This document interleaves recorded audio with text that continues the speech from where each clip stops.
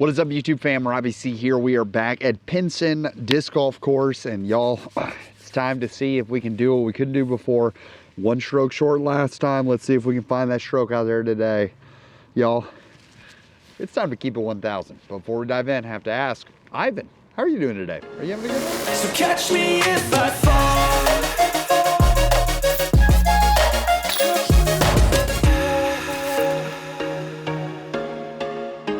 So here we are back at the course. Before we dive in and get to hole one, you guys, if you're not familiar or didn't catch the first episode of the series, what I'm trying to do is I'm trying to go through rounds at my local courses and see, can I shoot 1,000 rated round? And I'm gonna start at one course until I shoot 1,000 rated round there, check, and then move on to the next one. From previous tournaments and looking at them, in order to shoot 1,000 rated round, I need to shoot 14 down here at least. Now, the thing about this is that because it's such a short course, it's a par 54, every single stroke has a ton of weight to it. Last time that we tried this, we ended up at 13 down, really came down to, I had an ace the last hole, but we've got two game plan changes that we're making this time. One, we have some new discs in the bag. We actually have fossil putters for Wizard Plastic now, but unfortunately it is colder and windier doing this a month later than it was when we did it a month prior, so that's tough. So probably Topanga is still going to be getting a lot of the lion's share because Topanga is a little grippier because she's used. We have a brand new overstable putt and approach pig in the bag. We have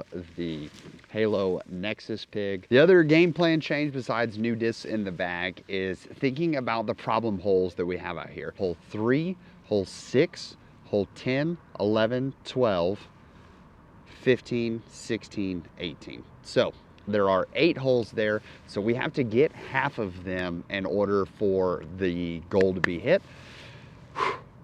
Let's see if we can do it. All right, ladies and gentlemen, here we are, hole 1 on the tee. Looking at hole 1, 264 feet, it's just right out there. Go on Halo Nexus pig here. Let's see what we can do.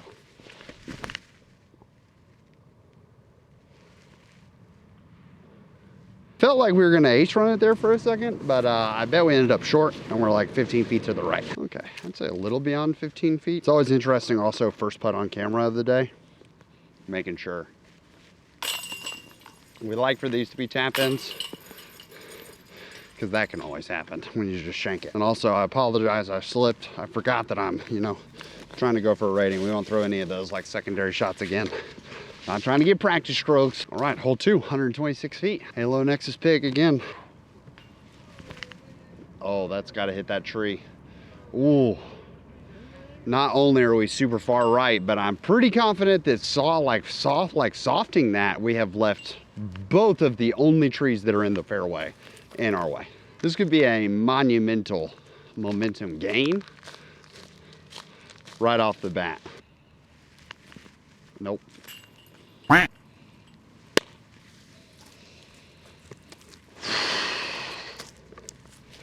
That's tough, guys. That's tough. We're just gonna have to turn it on. Gonna have to turn it on. Here we go. Normally we've been throwing hole 3, 168 feet. Moves off to the left. We've been throwing Precious Child on this one on like a little bit of a hyzer flip. But Precious Child's getting real flippy. So if you put any juice on her whatsoever, she's turning over. So we're gonna go with this Glow Wizard and just kind of pipe her down and let her fade out.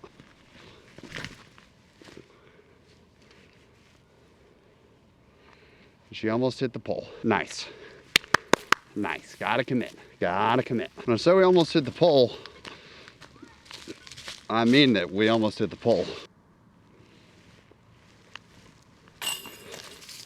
Bang. I think at this point it would be easy to look at like, okay, really 2 down, 2, 3. You missed the easiest hole literally on the course. How are you not mentally collapsing right now? But I really liked the power and the hit that we gave outside of the circle putt on hole 2. I just pulled it right. So we like everything about it. Let's lean into that confidence rather than like, oh no, we're falling apart. All right, hole 4, 261 feet. Another thing to think about here, we have a few aceable holes, so if the putt's feeling confident, we can leave these a little higher, a little wider, and give ourselves a chance of an ace. Gotta hang it wide and miss this tree in the dead middle.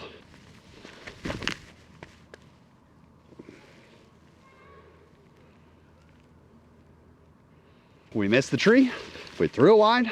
That is exactly how we drew it up. I think in looking at that tree that we talk about that we got to miss, in my mind, I always anticipate or like think that that tree is further away from the basket than it is. But this like last tree that exists, so I think you just got to push past it. And if you want to park it, you just got to fade in right after that. If you want to ace it, you got to push a little straight. This was zooming. Bang. Hole 5, 231 feet. It's just a tunnel shot. If you hang it right, hit those trees just right at the basket, that's fine, but just got to get it down there. Now be a pig and fade in. It's long, but it's down there. It's down there. A lot less tap-ins so far than we had round 1. But I'm fine with that. It means putt's going to be on when we need it. There it is. There it is.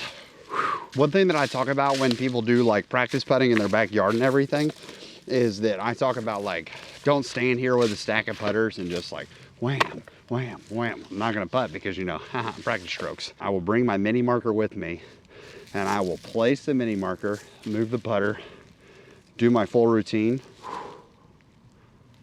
throw the putt, pick up the mini marker, step off. So that way it's not just the actual putting motion, but it is literally the entirety of the routine that feels like home to me, so that when I step up and I'm nervous or anything like that, I can clear that out and just let muscle memory take over, which is why coming here, this feels natural. Even if they're 20 footers, we're just moving and grooving, baby. Technically, this is one of the holes that I'm looking at as like a possible ace hole. So I need to not throw it 240 feet. I probably need to throw it 250, 260 feet. So what I'm trying to do is I'm gonna go precious child here and try to yam on it with some hyzer and let it stand up straight.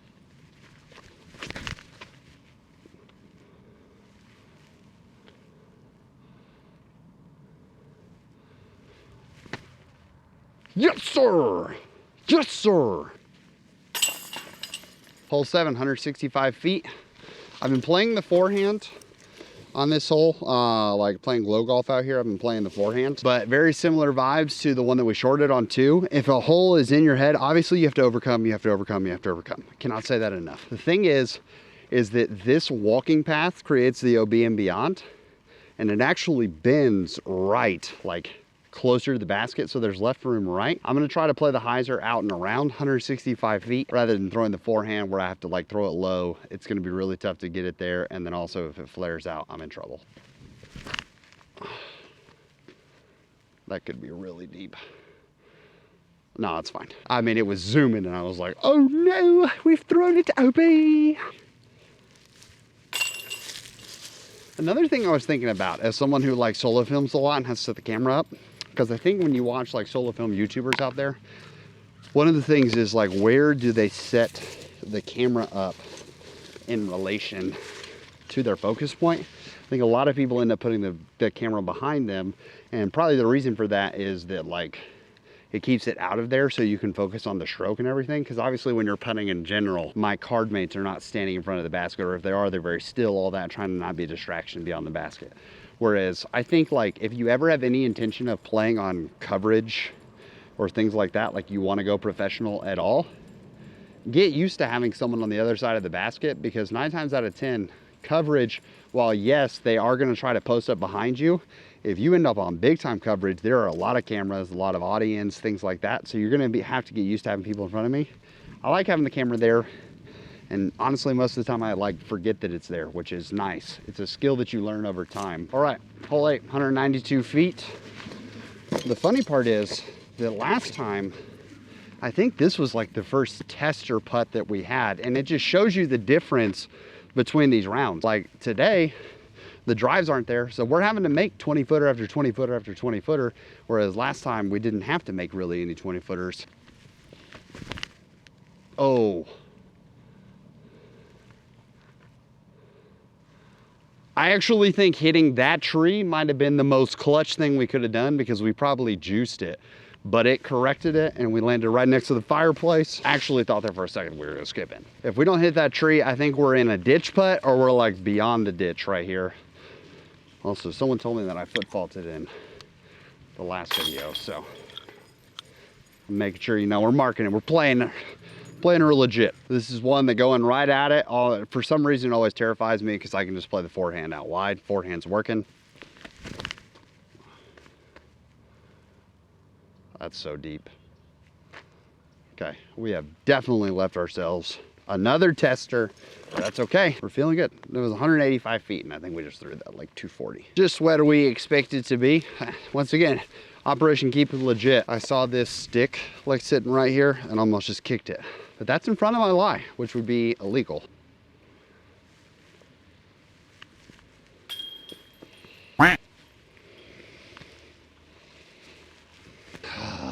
That's tough. It was a long putt. It was not that long. It felt very makeable.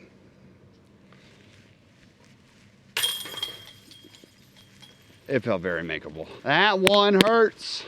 I'm gonna go, they call me Mr. Pig, which is my straighter pig, kind of on a dart right at the tree right of it and give ourselves a chance of a putt.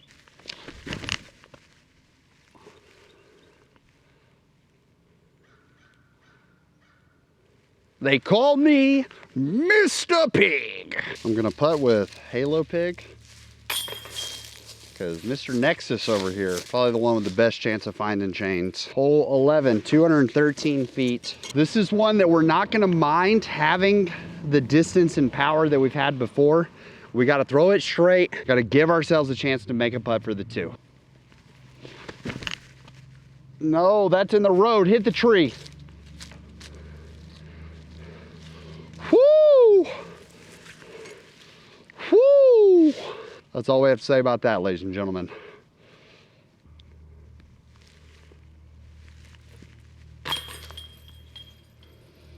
Was it pretty? Certainly not. Does that putt demonstrate that the right miss that we had on 9 is in my head? Sure does. Sticking to the plan because this disc is about to get a lot of work here. Traditionally, we're throwing the backhand. Forehand here, we're trying to send left of the main tree and then sort of hit short by that like dead grass area over to the left and let it flare over to the basket.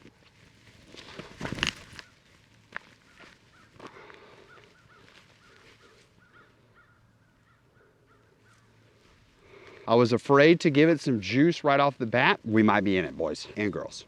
I know Izzy and Isla specifically watch this. Here we go. Whoo! That's another one, baby. That's another one. Just got to keep cooking. Hanging it out wide, letting it crash back in.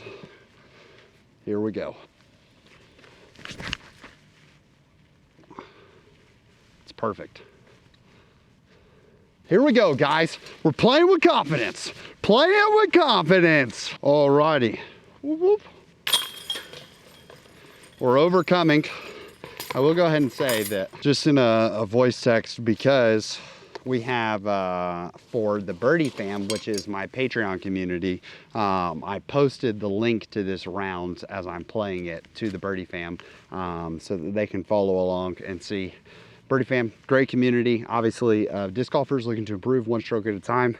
That is the group that gets the most immediate access to me. I try to be in there for a good bit most days. We also do form reviews there. We have a bi-weekly podcast that is sort of like a question and answer time. We have some hangout times, y'all. There's just a lot packed in there. And then also, this video is dropping on a Tuesday.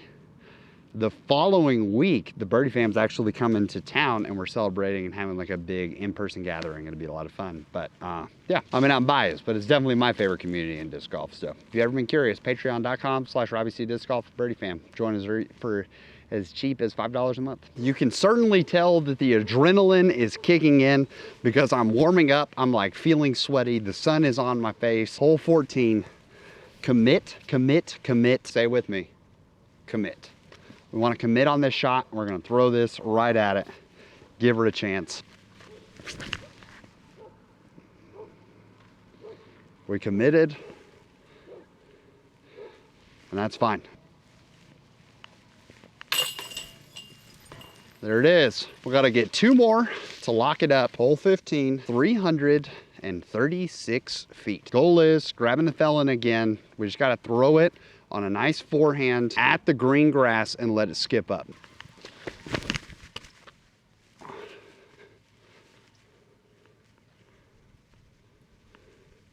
We're pin high. We definitely turned it too much. Like I definitely came over on it. It doesn't need flexes. I could have just thrown it. What a silly little man I am.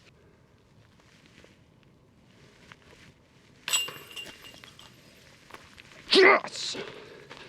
Yes! That is a weight off the chest, because regardless of what happens here on these next 3 holes, we have now birdied every hole that we missed in the first video. We're in our head on the putting green, but we're at 13 down right now. And at 13 down, we just need one more. We need one more, and then we need pars. One more, and then we need pars. Keeping the felon alive, 320 something feet, 330 feet. We're going wide and letting her fade back. Oh, that's gonna be short. That's gonna be in that tree.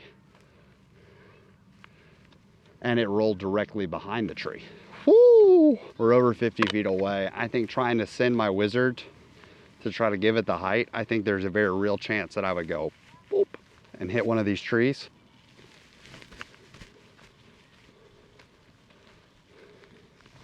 Do I wish I would have just cleared the tree? For sure, because that's a tap in right there. Man, that one hurts. I really like this hole. 260 feet, basket's right there. It's a spike hyzer into the green.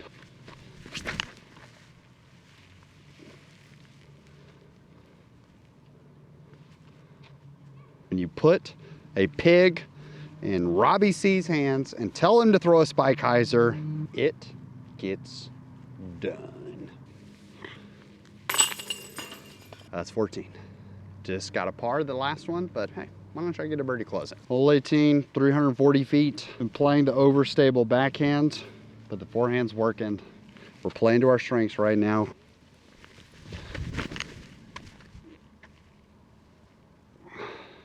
We didn't try to flex it. We certainly didn't try to flex it, but the wind, unfortunately, did flex it. Wide open putt. Stiff headwind, just float her over there, give her a chance to drop in.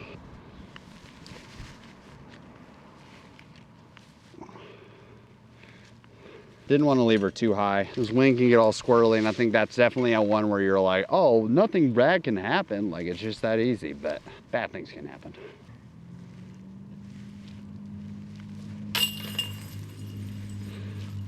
Right on the pole, you little Mach 3. Right on the pole. You tried to get us there at the end. So that concludes it. Pinson Disc Golf Course, keep it 1,000. Check. This one's done. Honestly, grateful that we got it done in 2. I think it would have been like underwhelming if we got it in 1, because it would have just been like, oh, well, that course is too easy. Yeah. This one didn't necessarily come down to the last hole because we got it on 17. We just had to hold it on 18. Would have been nice to get the 15 to just like solely lock it in. You guys are gonna vote for the next course that we do next month in March. Your choices are, we have Magnolia Links Disc Golf Course. I have videos of both of these channels, or both of these on the channel. It's gonna be about the same score at both of these courses to shoot, but there's definitely some variance instead of just more flat park style. The others have some open holes, but also have some like really tricky wooded holes that could really get you real fast. Magnolia Links is option 1, and then on the other, we have the University of Montevallo. So Magnolia Links is like my favorite course to take newer players to, even more so than this. Also, I had to shout out another, I know she watches, Vanessa. Thank you so much for tuning in. Hope you guys are enjoying this so far, and what would you like to see changed for future episodes, things like that. Thank you so much for tuning in. Hope you have an amazing rest of your day. Please make it fantastic for someone else too, but for now, we're gonna leave you with the birdie.